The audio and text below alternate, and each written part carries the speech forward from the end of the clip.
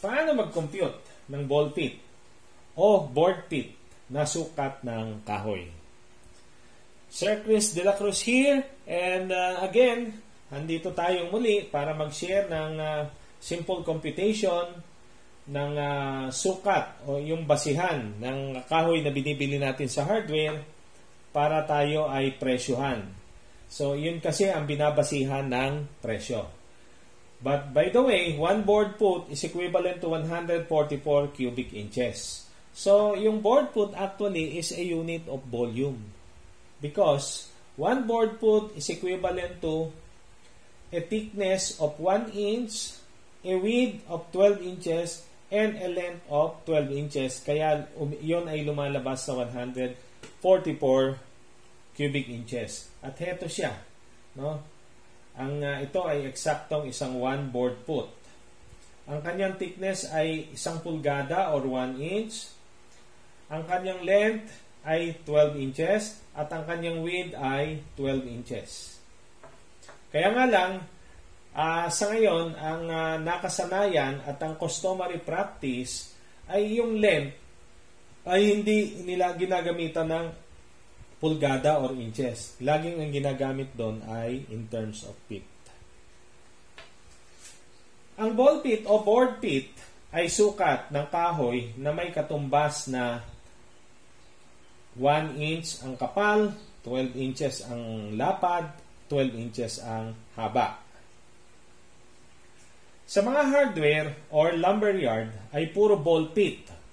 Yung ball pit, yun ang term na ginagamit ng mga magigiting natin na gumagawa ng bahay at mga karpintero. No? Sa English naman, yon ay board pit. So ito ang basihan ng bilihan at presyo pag tayo ay nagpunta sa hardware. Kaya dapat ay alam natin ang kalakaran at kung paano tuusin ang sukat na ball pit.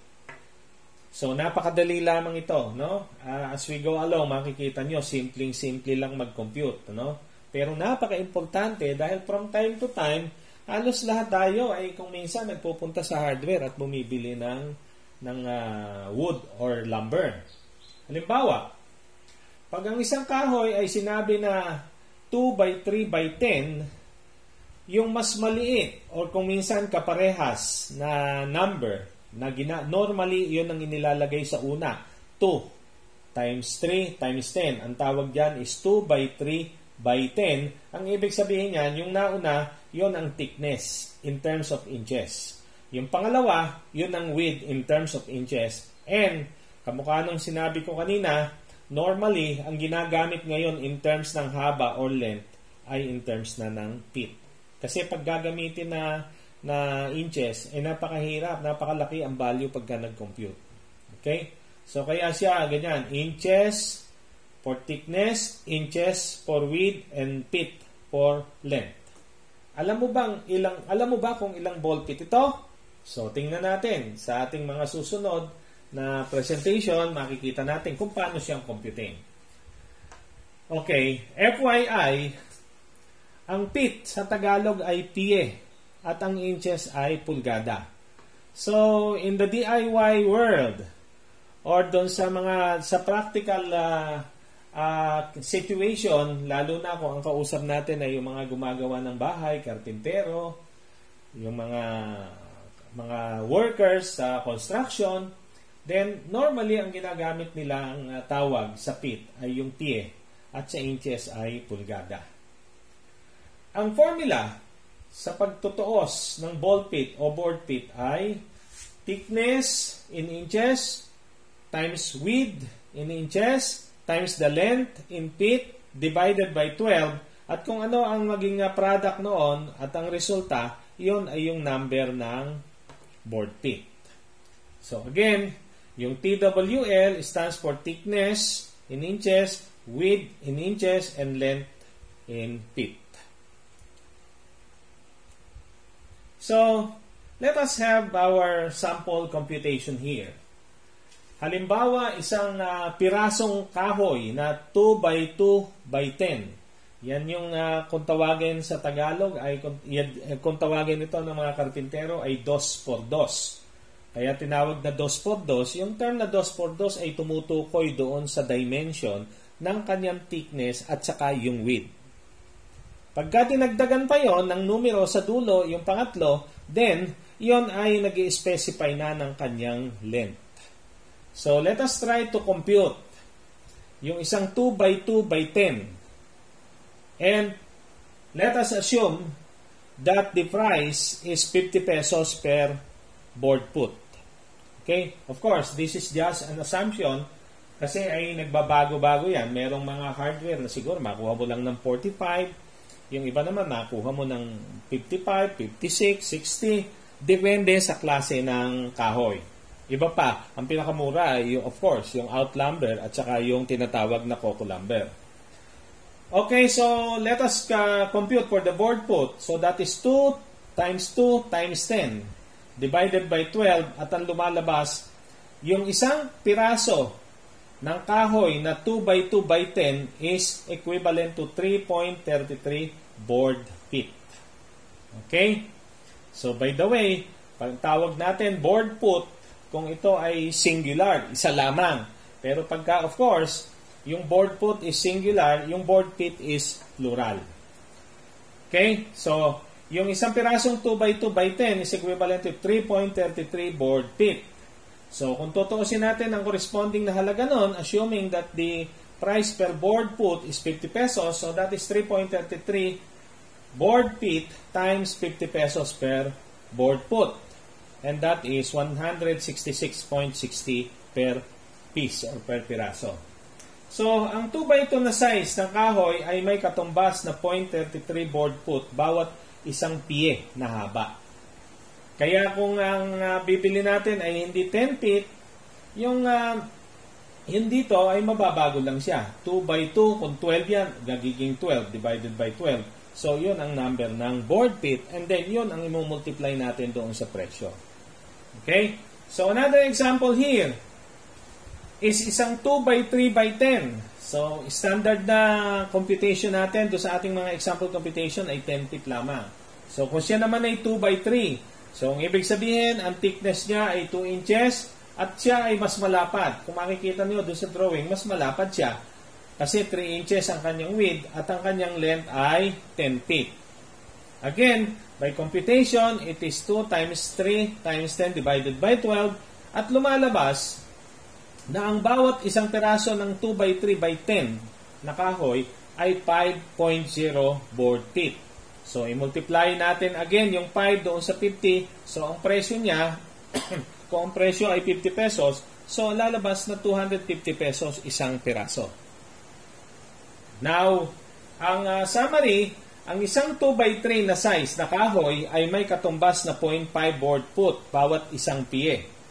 Kaya kung kayo ay bibili, pwede natin pagbasihan ito. Halimbawa, bibili kayo ng maraming piraso nitong 2 by 3 at kinumpute ng lumalabas is kung ilang piraso yon, tapos ang computation natin is 0.5 per board foot, then bibilangin nyo lang kung ilang piraso yon, then imumultiply doon sa 50 pesos per board foot. Okay? Kasi yung 0.50 na yan, na board foot, bawat 1 foot yan. Kung 10 feet ang haba, de 0.5 times 10. Okay? So, kung ito ay 12, 0.5 times 12. Kung 6 feet lamang ang haba, 0.5 times 6. Then, saka imumultiply yun dun sa price per board foot. Okay? So, another example is dito naman ay 2 by 4 by 10. So, the same computation, napakasimple naman ang computation. 2 times 4 times 10 divided by 12. So, ang bawat isang 2 by 4 by 10 na kahoy ay equivalent sa 6.67 board feet multiplied by 50 pesos per board foot. So, 333.50 per piece. And ang 2 by 4 pala, o 2 by 4 na size ng kahoy, ay may katumbas na 0.67 board foot bawat isang pie. Okay? And dito naman is 2 by 5. So, the same. 2 times 5 times 10 divided by 12. So, ang isang 2 by 5 by 10 na kahoy ay 8.33 board feet. multiplied by 50, and that is for 16.5 per piece. At ang 2 by 5 na size na kahoy ay may katumbas na 0.83 board foot bawat isang pie na haba. So, here comes 2 by 6 by 10. Palaki ng palaki yung kahoy, ano? So, that is equivalent to 10 board feet ang isa. Kaya ang presyo niya ay 500 per piece. So, ang 2 by 6 na size ng kahoy ay may katumbas na 1 board foot bawat isang pie. So, example computation ng ilang sizes ng kahoy na pangkaraniwan nating binibili sa hardware. Sa ating computation ay mayroon tayong assumed price na 50 pesos per board foot para lamang magkaroon tayo ng kompletong halimbawa sa computation. So, this might serve as your guide. Ang papalitan nyo lang dito ay yung length at saka yung price per board foot. Depende sa pangangailangan nyo at depende doon sa presyo ng hardware na inyong bibilan. Pero ito na mismo yung standard computation. Yan na lang ang mababago, no?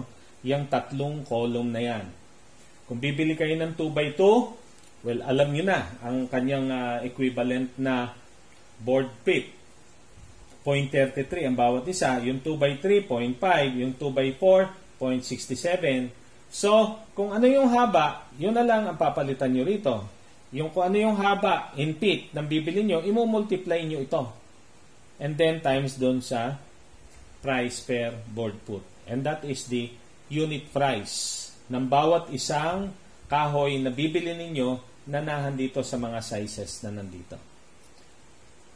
Okay, so I hope na kahit papano ay nakatulong ako sa pagsishare sa inyo ng simple computation ng board foot or board feet ng kahoy para nang sa ganon ay pag tayo bumibili sa hardware, eh meron naman tayong alam at hindi tayo, halimbawa, kung hindi natin alam computing yan at itinanong natin sa hardware, eh namali sila ng computation, eh hindi natin alam computing, so hindi na natin madodouble check. Ano? Importanteng tayo ay mayroong alam. Okay, so our next topic is, let's go back to basics. Alam mo bang gumamit ng ruler? No? So, later on, yan ang ating i-discuss.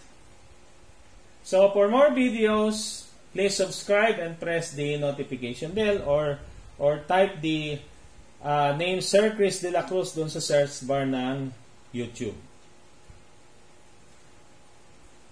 Okay, thank you for watching.